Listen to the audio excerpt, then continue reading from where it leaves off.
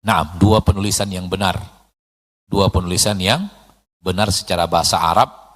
Namun, apakah setiap membaca Al-Fatihah di dalam sholat diawali dengan ta'awudz? Rabbil alamin, Allah pengatur alam semesta. Yang ana tanyakan di sini, apakah termasuk pengatur hukum? Bagaimana dengan hukum yang dibuat oleh manusia saat ini? Apakah kita harus patuh juga, Ustadz? Dan ini kesalahan manusia. Apakah menghafal Al-Quran hukumnya wajib sambil menghadirkan makna yang tadi telah kita pelajari dan yang sebelum. Apabila Al-Quran dibacakan, hendaklah mendengarnya dan diam.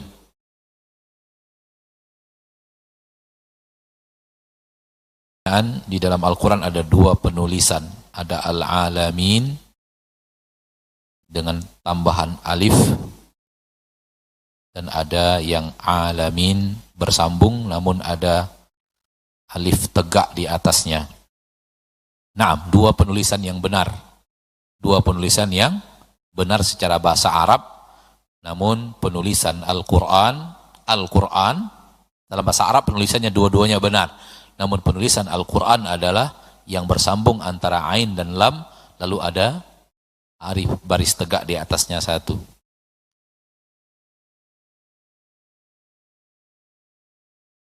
Apakah setiap membaca Al-Fatihah di dalam sholat diawali dengan ta'awudz? Naam.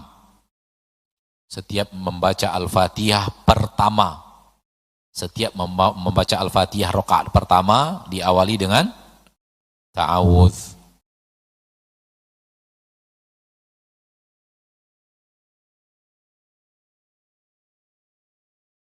Rabbil alamin, Allah pengatur alam semesta. Yang ana tanyakan di sini, apakah termasuk pengatur hukum?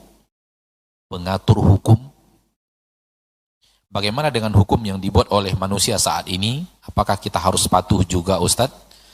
Pengatur hukum sudah pasti. Sudah pasti Allah juga pengatur apa? Hukum. Oleh karena itu Al-Quran Allah turunkan. Di dalamnya ada hukum-hukum. Namun manusia yang sekarang ini banyak lari daripada hukum itu dan pindah kepada hukum selain itu. Dan ini kesalahan manusia. Harusnya manusia kembali kepada hukum tersebut. Mirip dengan manusia harusnya sholat, tapi ada nggak yang nggak sholat? Manusia harusnya beriman dengan Al-Quran, namun ada nggak yang tidak beriman kepada Al-Quran? Manusia harusnya jujur, namun ada nggak yang tidak jujur? Ada. Manusia harusnya nutup aurat, ada nggak yang tidak nutup aurat? Manusia harusnya menggunakan lisannya untuk hal-hal yang dicintai Allah dari kata kalimat. Ada yang menggunakan lisannya untuk bercarut, untuk mengumpat dan yang lainnya. Hal yang sama. Manusia harusnya mengikuti hukum Al-Quran yang ada di dalam Al-Quran, hukum yang telah Allah turunkan. Namun ada manusia yang kemudian lari dari hukum tersebut. Ini adalah maksiat. Wallahu a'lam. Apakah menghafal Al-Quran hukumnya wajib? Kalau wajib dalam arti kata tidak hafal itu artinya kita berdosa, maka bukan itu makna wajib di sini. Karena tidak semua sahabat juga hafal Al-Quran. Tidak semua sahabat hafal Al-Quran.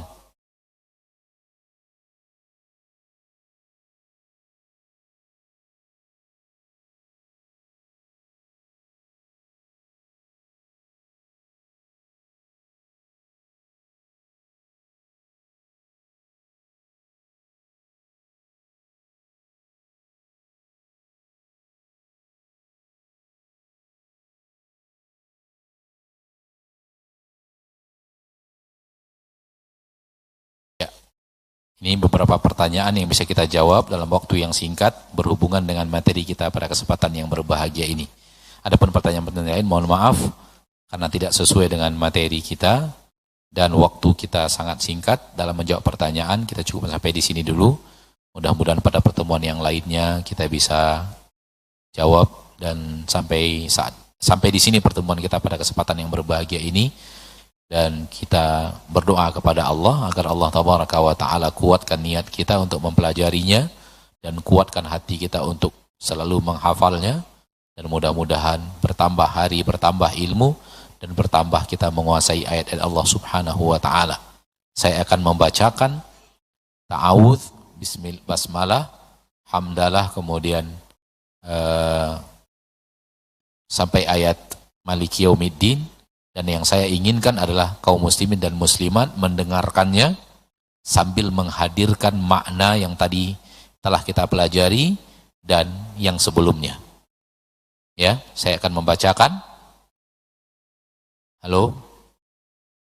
Yang di belakang, di balik. Itu kesalahan saya karena saya telah mengatakan. Kita akhiri. Ya. Tolong dengarkan. Apabila dibacakan Al-Quran, hendaklah kalian mendengarnya dan diam.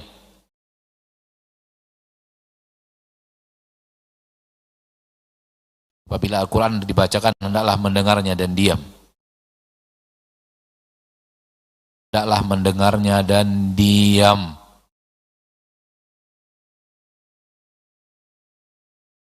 Baik, saya akan bacakan. Ta'awudz, isti'adzah, basmalah, hamdalah, rahmanirrahim sampai maliki yaumiddin, dan saya berharap kita yang hadir menghadirkan maknanya, ya, mendengarkan bacaan, telinga kita mendengarkan bacaan yang akan saya baca, kemudian hati kita menghadirkan makna.